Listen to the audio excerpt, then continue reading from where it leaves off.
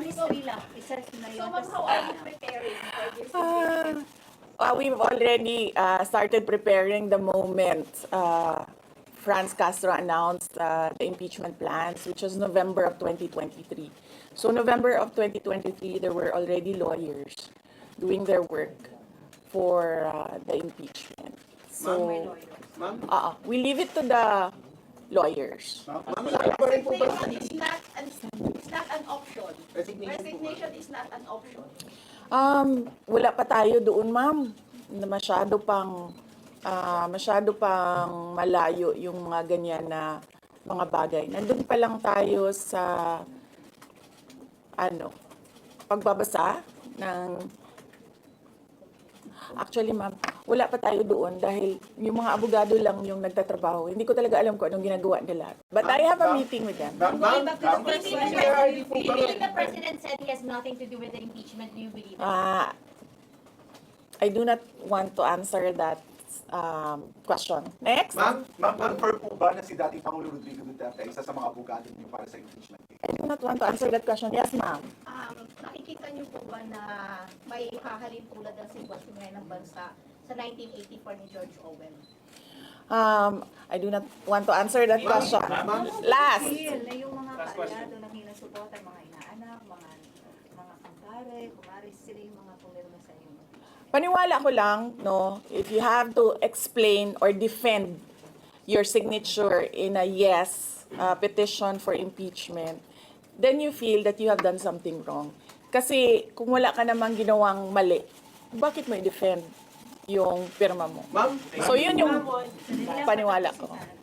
okay. Ma'am, naniniwala po ba kayo na may gumalaw po for the impeachment? May gumalaw po na parang money involved? I do not want to answer that Ma'am, question. Yes. will you be endorsing senators, lalo na po sa PDP slates, especially that may possibility na mag-overlap yung trial sa next Congress? Hindi pa namin napapag-usapan kung ano yung gagawin ko for the upcoming campaign and election. Pero nasabi ko na noon na patuloy yung trabaho namin, and isa sa mga trabaho namin ay gusto namin tumulong sa Commission on Elections in voter education, particularly yung wag mo ibenta yung boto mo, wag gumamit ng dahas during campaign and election day, yung mga ganon. Ma'am, payo niyo na lang po sa ating mga kababayan sa nangyayari po ngayon sa ating bansa. Yes, sabi ko nga kanina sa statement ko sa ating mga kababayan na patuloy na sumusuporta, nagmamahal, nagdarasal, napakahalaga nun, ay manalig lang sila dahil sa taong bayan ang tagumpay. Bibing, anong nag-blooming daw patapos na mo yan? Nganong naa ka diri sa Manila na taga Davao man ka?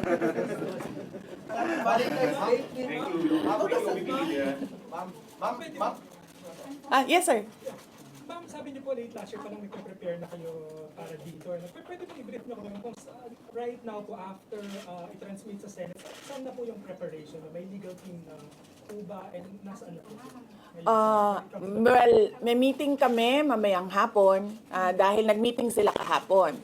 Hindi ako sumali. So merong briefing, legal briefing mamaya ang mga lawyers. So I will know more this afternoon. Can you name some of the prominent members of your legal team? Pakikita nyo na yan pagpasok nila ng kanilang entry of appearance. Ma'am, tuloy po ang trabaho kahit may pinaghahandaan po kayong impeachment. Yes sir. Opo. Kakatapos lang po ng planning conference ng Office of the Vice President. So we did it last Tuesday, Wednesday, and Thursday para po sa 2025 and 2026. Ma'am, for 2025, may mga maapektuhan ba na programs ng OVP? Yes, nag-announce na kami no na wala kaming wala kaming burial and medical assistance dahil tinanggal yung line na yon sa budget So hindi ka na pwede maglagay ng budget How doon. about the other programs, ma'am? Tutuloy siya. Ma'am, how confident are you that you won't be convicted in the impeachment court? Wala pa tayo. Masyadong pang malayo yan, ma'am. Wala pa tayo. Hindi pa natin inaano yan, Priority. ina-assess nila. Sa VP PRRD, number one about for- impeachment, have you talked to... Nagtanong ka na ba Yes, but kanina? O sige, ikaw. Ma'am, you said before na you're seriously considering to run for 2028. Now na may impeachment na, are you more decided to run in 2028? Okay. So wala pa tayo dyan. Wala pa tayo dyan. But nasabi ko naman di ba, paulit-ulit kung we are seriously considering that. But it's difficult to decide without numbers. So, kailangan malaman yung surveys and numbers. Sa next year pa yun. Oo. Ma'am, pero ma'am, kung sa tingin niyo ba, ma'am, Sir, nagtanong ka na? Sir, yes, sir. What are you concerned na yung possible consequence that you can be disqualified from public office kung magkaroon na ng conviction? Yes, sir. Oo. Alam ko po yung penalties ng impeachment. And the moment na nag-resign ako sa Department of Education, before ako nag-resign sa Department of Education, pinag-isipan ko na lahat yan. ma'am, sa ngayon ba, masasabi ninyo na lalo pa kayong nainganyo na ituloy ang pagtakbo sa 2028 presidential election? Nasagot ko na ata yan kanina sa question ni Sir na nakaitim. Ma'am, Ma'am, number one Mr. article, Pepper. ma'am, number one in the articles of impeachment was your assassination threat to the president. Do you regret making that statement last week? I did not make an assassination threat to the president. Ma'am, Sila lang nagsasabi niyan. Sila lang nagsasabi may assassination, sila nagsasabi may assassin, may gunman. Vice, Do not say that. Vice, last time tinanong ko kayo if confident kayo sa numbers ng House and sabi nyo, hindi kayo confident. And nagkatotoo nga, ngayon sa Senate, you said na parang meron kayong confidence sa mga senador. So, ngayon, how do you feel about that? Do you still feel confident with the numbers in the Senate? Sandali, Mama. Kailan ko sinabi yun may confidence ako sa numbers sa Senate? Sit down. Nung Ano exact na sinabi ko? Sorry I cannot remember the exact words that I used. Parang medyo confident kayo with regards sa Senate, sa mga friends and allies nyo. Unlikely ako magsasabi ng ganyan ba? Pero I need I will answer that next Pero how do you time. feel now sa Senate? And supposedly receive nila yung impeachment complaint the other day, pero nag-close sila kagad because of the last session. Well, that is their prerogative as a body, no? So, we have to respect the Senate kung ano yung desisyon nila. Dahil sila yung mga nandoon sa loob. So far you feel assured about your allies in the Senate? We haven't talked. I have not talked to my friends in the Senate. Wala. Last question. Ma'am, will you appear sa impeachment po kayo kay court? Senator Ivy? Bakit? she's going to block daw the impeachment po, ma'am. Sabi daw po niya, she opposed to impeachment daw po. Bakit kaya? Maybe we should ask. Maybe we should ask her first. Bakit niya i-block yung impeachment? nag-uusap pa rin kayo, How ma'am. do you feel po? Sabi ni BBM, hindi niya supportado yung impeachment, pero number one na, unang-unang pumirma yung anak niya. He was consulted actually. He consulted. Kasi sabi, ito lang daw basahin ko. Ang daming nagbabantay sa gilid. Nakausap niyo na ba yung father niyo after your Yes, impeachment? yes. Wala pa. But nagpadala ako ng message through sa kanyang assistant and sinabi ko na, ano ba sinabi ko? Hindi ko maalala. I think I said, everything will be all right. Yun ata ang sinabi ko. What was his reply? His reply was a song. Ano po kanta ba? MacArthur's Park. Oh, okay. So, nagpadala siya ng video na kumakanta siya. Have you read the complaint? Have you read? Hindi ko pa nabasa, ma'am, yung complaint. But I understand lahat ng mga complaints na na-file sa House of Representatives, nabasa na ng mga lawyers. Ma'am, will Ma'am, you may challenges sa pamilya ninyo kahit Because sa dating impeachment. Pangulong. Any May challenges po? pakiusap ba Sandali, sir, ha? Sandali, sir, ha? Any challenges po na hinaharap natin with regards sa preparation sa impeachment? Ang Challenges sa preparations. Well, so far wala naman. Wala naman kaming na-overwhelm kami kasi ang daming mga lawyers na nag-signify na tutulong sila sa defense. So, ngayon ay pinag-uusapan on how to go about it na makuha lahat ng kanilang commitment of support at makatulong din sila sa pag-iisip kung ano yung gagawin sa defense. Ma'am, Nagtanong ka na, ma'am? Wala pa, ma'am. Sige, ma'am. At least who will lead the defense team? Sabihan ko na lang sila na mag-announce na sila kung gusto na nila mag-announce. Pero yung father nyo kasama pa rin? Kasi sabi nyo before, your father would be helping also. Well, he is welcome. He is a lawyer. So he is welcome to give his advice, input in the defense. May pag-uusapan sa mababa ng trust ratings recently due to the Senate sa Congress hearing. I will not answer that question. Is Yusek Zulaika back? Yes, I'm sorry. Yes. Is Yusek Zulaika Lopez back? Yes. So what happened was, nag-indefinite leave siya, and then she was admitted to the hospital doon sa Davao City na hospital siya, and then discharge siya ng mga doctors with ulitin ko. Si Yusek Zulaika Lopez, nag-indefinite leave siya after nung sa veterans hospital admission niya. Umuwi siyang Davao, and then na-hospitalize siya doon. And then sabi ng doctors niya, we will discharge you but you have to come back ngayon February, for further tests. And then bumalik siya for 1 day dito. Noong January, bumalik siya for 1 day dito sa Office of the Vice President, and she said na mag-leave siya for 2 months. And then I said yes, take the time that you need for your health. And then after a week, bumalik siya. Noong January, after a week, bumalik siya dito, and then she said, hindi ako mag-leave. So sabi ko, okay, welcome back. Ma'am, kamusta po sa INC? Meron ba pakikipag-usap kayo sa INC? Dahil sila po yung nag-rally against para wag ituloy yung impeachment. Hindi pa po kami nagkausap ng INC, sir, pero nagpapasalamat po ako sa INC at sa buong sambayanan sa kanilang pananawagan ng kapayapaan. Ma'am, kamusta po ang staff ng numbers in Senate? Nagtanong ka na, sir. Dapat, sir. You think you have the numbers in the Senate to be acquitted? Hindi ko masabi yan ngayon, sir. Wala pa kami dyan. Ma'am, Nagtanong ka na, ma'am. Wala pa. Ma'am, would you consider former President Duterte to be your lead defense?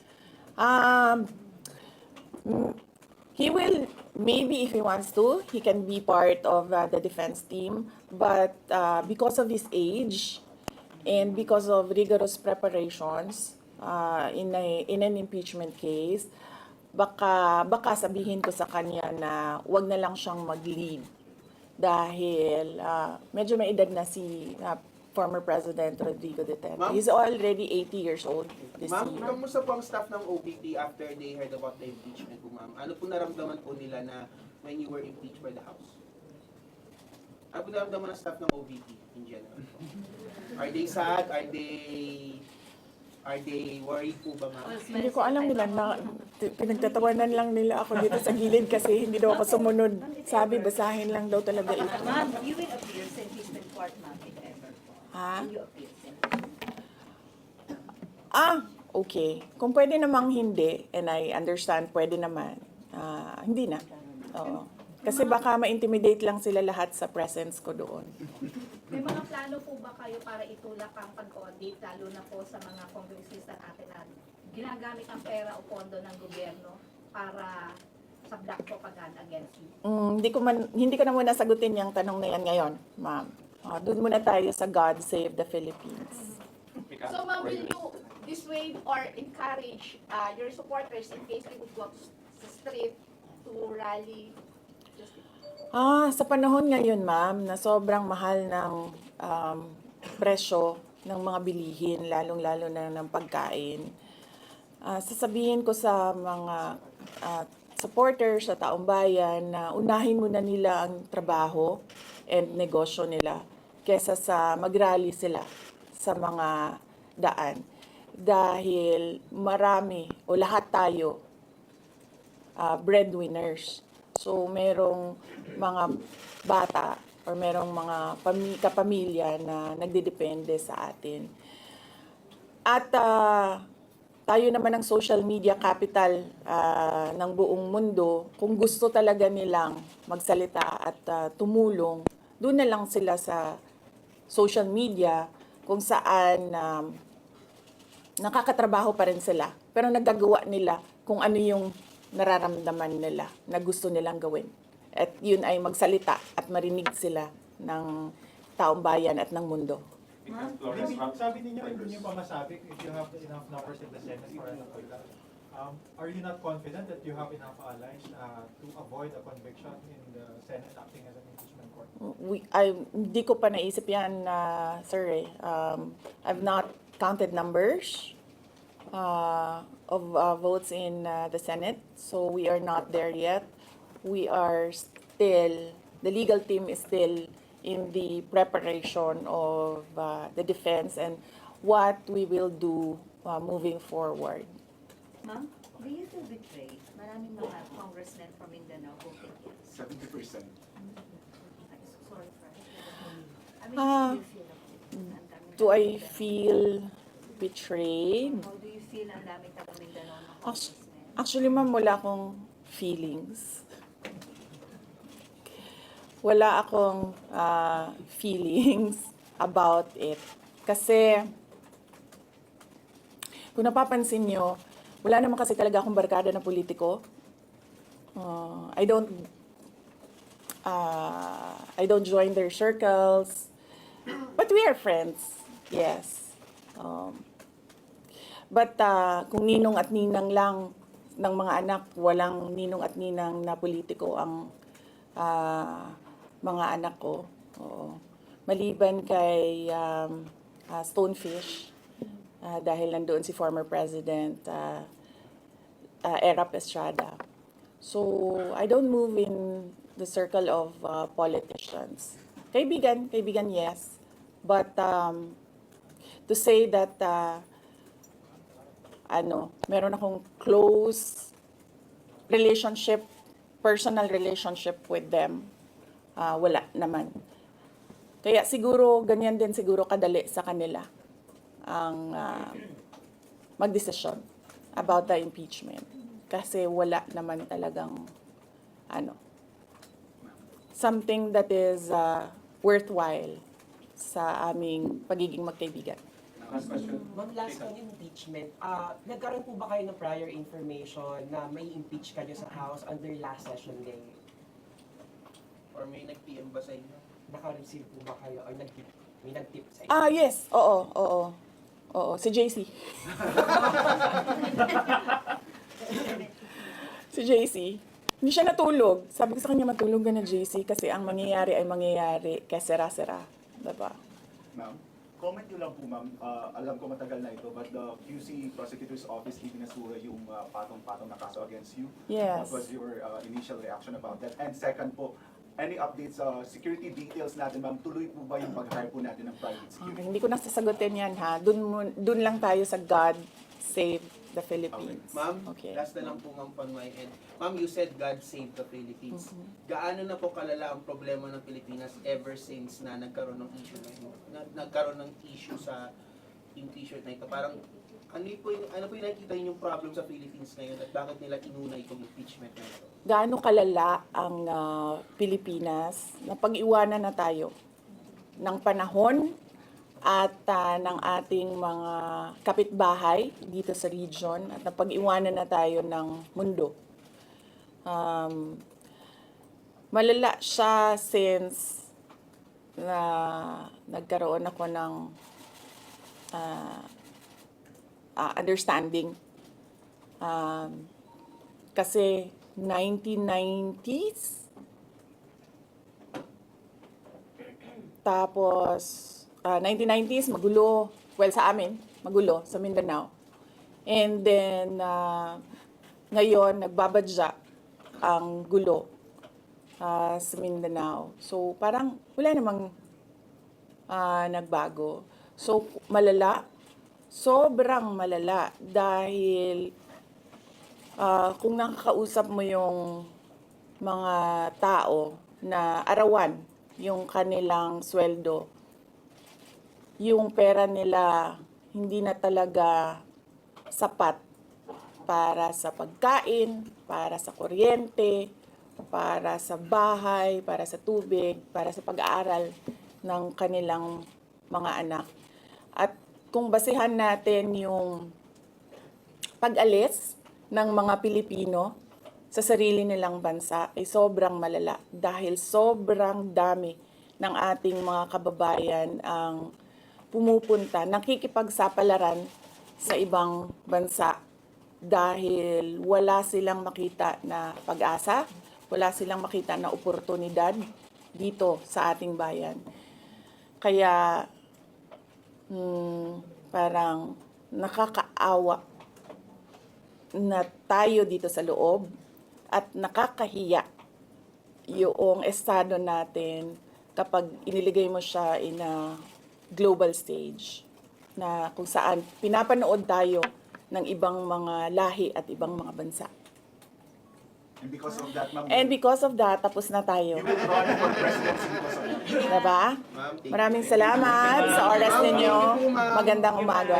Happy Valentine's! Happy Valentine's, ma'am. Valentine's message na lang. Yes, yes.